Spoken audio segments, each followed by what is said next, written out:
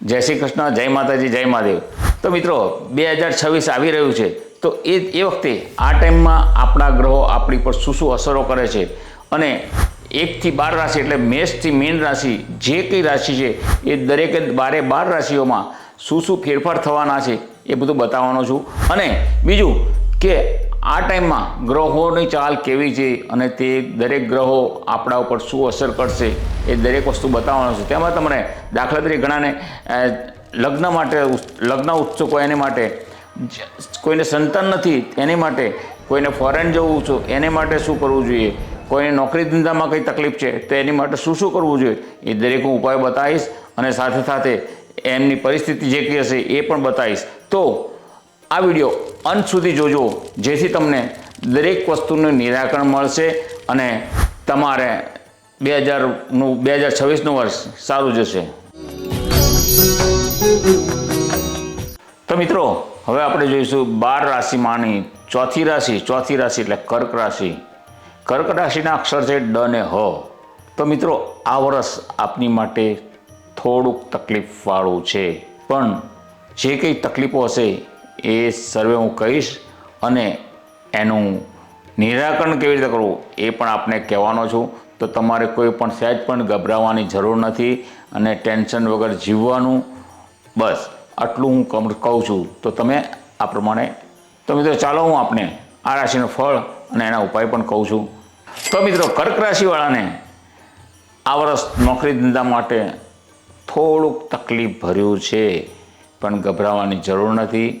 હું તમને એના ઉપાય પણ બતાવીશ, તમારે શાંતિથી તમારી નોકરી પણ કરી શકશો અને તમને કોઈ પ્રોબ્લેમ નહીં આવે। નોકરી ધંધામાં તમારા હિતેચ્છુઓ અને હિત શત્રુઓ કહેવાય એ જ તમને થોડાક પરેશાન કરશે, પણ આપણે ગભરાવાનું નથી। એના ઉપાય તમે જાણતા હશો તો કોઈ પ્રોબ્લેમ નથી। જો તમે જાણતા હશો તો તમે ઓછા હેરાન થશો અને તે તમે કદાચ નહીં જાણતા હો તો એ પણ હું આપને કહેવાનો છું। આ વિડીયોના અંતમાં આ બધું કહેવાનો છું, એટલે તમારે કોઈ પણ જાતનો વાંધો નહીં આવે। અને જે ધંધાદારી છે, ધંધાદારીએ જ્યારે પણ કોઈ પણ ધંધો કરે ત્યારે બરાબર વિચારીને અને ચોક્કસપણે વિચારીને પૈસા એને રોકવાના હોય છે અને એની અંદર જો એ થોડું પણ ચૂક ખાઈ શકે તો એને મોટો ગેરલાભ થશે, એટલે માટે આ બાબતે ખાસ ધ્યાન રાખવું જોઈએ। તો મિત્રો કર્ક રાશિવાળાને આ વર્ષ લગ્ન જીવન માટે ઘણું સારું છે। આ વર્ષમાં પતિ પત્નીના સંબંધોમાં કોઈ પણ જાતનું ખરાબ વસ્તુ થશે નહીં અને એ લોકોને એકબીજાના સ્વભાવ પ્રમાણે અનુકૂળતા વધતી રહેશે અને એકબીજાની લાગણી પ્રેમ વધતો રહેશે। અને સંતાન ઈચ્છુક હશે એમને સંતાન થવાની પણ શક્યતા છે અને કદાચ કોઈએ કોર્ટ કચેરી દ્વારા લગ્ન કર્યા હશે અને એમાં કંઈ વિઘ્ન આવ્યું હશે, પણ આ વખતે સમાધાનની વાત થઈને એ લગ્ન ટકી જશે। અને ત્રીજું કે જેને બીજી નાતમાં પણ લગ્ન કરવાની ઈચ્છા હોય તો એ પણ એ સફળ થઈ શકશે। માટે લગ્ન જીવન માટે આ વર્ષ સારું છે। તો મિત્રો આ વર્ષ તમારા વિદ્યાભ્યાસ માટે ઘણું સારું છે અને કોઈ એવો અગ્રિમ કોર્સ કરવો હોય કે એવું કંઈ સારું ઉચ્ચ શિક્ષણ પામવું હોય તો એના માટે આપને લોનની વ્યવસ્થા પણ થઈ જશે, એટલે તમારે વિદ્યાભ્યાસમાં ક્યાંય તમારો અભ્યાસ અટકશે નહીં। અને કોઈને ફોરેન જવું હોય તો પણ જઈ શકે છે, એટલે માટે આ વર્ષ વિદ્યાભ્યાસ માટે ઘણું જ સારું છે। તો મિત્રો આ વર્ષે કર્ક રાશિના જાતકો માટે માનસિક રીતે અસ્વસ્થ રહેશે, એને કંઈક ને કંઈક ચિંતા આવ્યા કરશે અને એ ચિંતાને લીધે એ લોકોની માનસિક સ્થિતિ બરાબર રહેશે નહીં।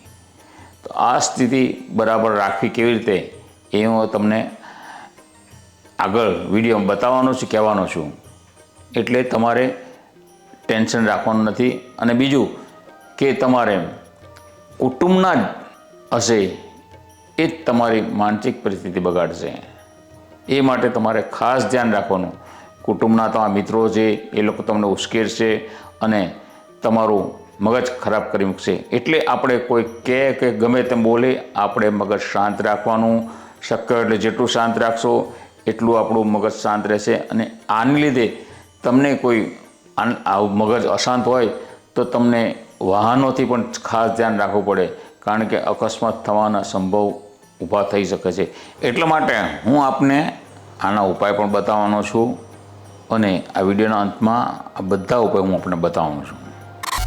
આ વર્ષે જમીન, મકાન અને સંપત્તિની લે વેચ કરવા માટે સારો વર્ષ નથી. આ વર્ષમાં તમારે આમાંની કોઈ પણ પ્રવૃત્તિ કરવાની નથી. જો કરશો તો તમે પસ્તાશો. દાખલા તરીકે જૂની સંપત્તિ છે તે તમારે જૂની જમીન વેચવી હોય તે વેચશો તો એના કંઈ પૈસા તમને એટલા બધા આવશે નહીં અને તમને એમાં નુકસાની જ ભોગવવાની આવશે. અને નવું મકાન લેવા જશો તો તમારે પૈસા ઘટશે.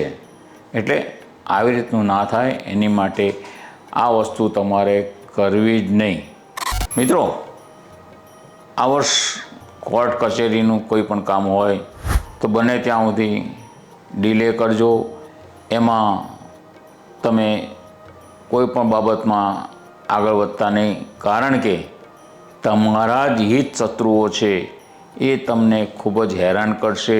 તમારા કેસનો જલ્દીથી સમાધાન કરવા નહીં દે અને તમારા કેસમાં જે હશે એની કરતાં વધારે તમારું ખરાબ દેખાડીને તમને કેસમાં હરાવી દેશે.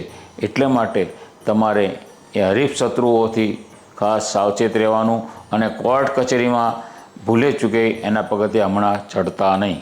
તો મિત્રો, આ વર્ષ મહિલા વર્ગ માટે સારું છે. એમને એમના સાથીદાર તરફથી પ્રેમ, લાગણી બધું મળશે અને એમને જે ઈચ્છા હોય છે એ પ્રમાણે કામ પણ, નોકરીમાં પણ બઢતી મળવાના ચાન્સીસ છે. પણ હાલમાં એવું છે એ લોકોને કે જે એમને વિચાર્યું હોય કે આટલી આવક થશે પણ એ આવક ઓછી આવશે, એટલે થોડોક એમને અસંતોષ રહેશે. એટલે આવકના પ્રમાણમાં આપણે જાવક કરવાની. આપણને શોખ ઘણા હોય પણ ગમે એટલા પૈસા હોય પણ જેટલા પૈસા હોય એટલા પ્રમાણે આપણે શોખ કરીએ તો એ પોસાય અને આપણને આપણું જીવન શાંતિથી વીતે છે. તો આ માટે ખાસ ધ્યાન રાખવાનું હોય છે. અને આપણે આ કર્ક રાશિના જે ઉપાયો કરવાના છે એ પણ જણાવી દઉં છું. આ કર્ક રાશિમાં આર્થિક આવક ઓછી છે તમારી, તો આ વર્ષે તમારે શું કરવું જોઈએ?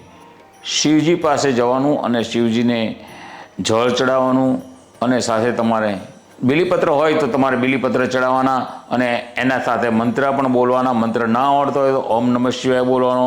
બીલીનો મંત્ર છે ત્રિદલમ ત્રિગુણાત્કારમ ત્રિનેત્રમ ચ ત્રયાયુધમ ત્રિજન્મ પાપ સંવાર એક બિલ્લમ શિવાર્પણમ.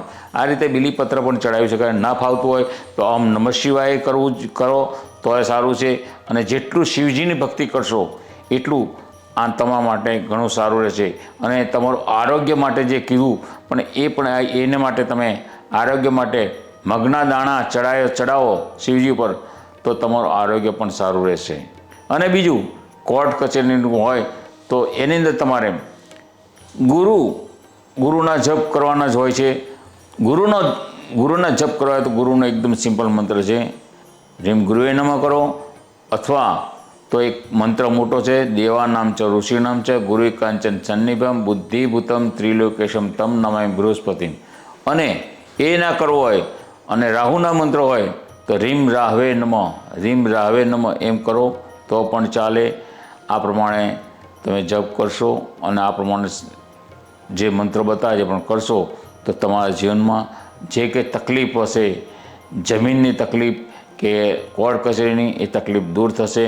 અને એક વાત કહી દઉં કે શનિ મહારાજ થોડા તમને ડિસ્ટર્બ કરે છે, પણ એના માટે તમે સુંદરકાંડનો પાઠ કરાવો અથવા તો હનુમાન ચાલીસા કરો તો પણ તમને શક્તિ મળશે અને તમે બધી રીતે સુખી થશો. તો આ વિડીયો આપને ગમ્યો હોય તો તમે તમારા મિત્રોને શેર કરજો. અને કર્ક રાશિના ડ ને હ અક્ષરવાળા માણસો હોય એ સર્વેને તમે તમારા મિત્ર સર્કલમાં જે હોય એમને આ વિડીયો બતાવજો, જેથી એ પણ પોતાની માટે કંઈક કરી શકે અને એ લોકો પણ સુખી થાય. એ લોકો સુખી થશે તો તમને પણ આશીર્વાદ મળશે. તો મિત્રો અત્યારે રજા લઉં છું. સૌને જય શ્રી કૃષ્ણ.